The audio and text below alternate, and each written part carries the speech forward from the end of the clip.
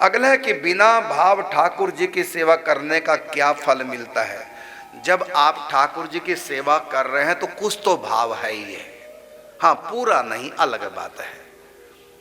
100% भाव करो तो एक ही बार सेवा करने से भगवान की प्राप्ति हो जाती है। एक ही बार भोग लगाने से, भिलनी ने कितनी बार भोग लगाया ठाकुर जी को, एक ही बार में हो गया कल्याण।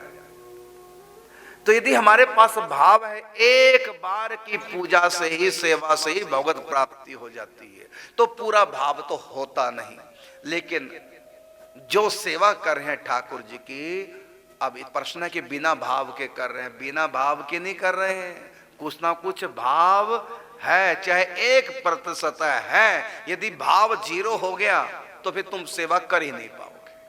तो 0 भाव नहीं है, आपका भाव है। जो भी ठाकुर जी की सेवा करते हैं उनके भीतर भाव है ही है, ठीक है। 100% नहीं तो 2% सही, भाव तो है, तभी तो सेवा कर रहे हैं। इसलिए आप अधूरे भाव से ही सेवा कीजिए, वो पूरा स्वयं कर लेंगे।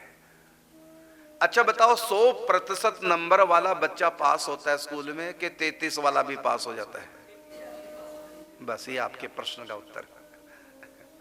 जिस अगली क्लास में यदि 100% वाला जा रहा है तो उसी क्लास में 33% वाला भी। इसलिए डोंट वरी, जितना भाव है आप कीजिए। और भगवान तो बड़े दयालु कृपालु, ग्रेस भी दे देते हैं, जिसको कृपांक बोलते हैं, कृपा भी कर देते हैं यदि दीनता है तो।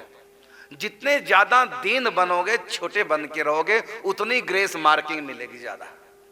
थोड़ा अहम करोगे तो फिर नहीं, जो कर्म किया उसी का फल मिलेगा। दीनता पूर्वक भगवान की सेवा कीजिए और देखो थोड़ी सेवा भी महान फल देने वाली होगी। अगला प्रश्न है,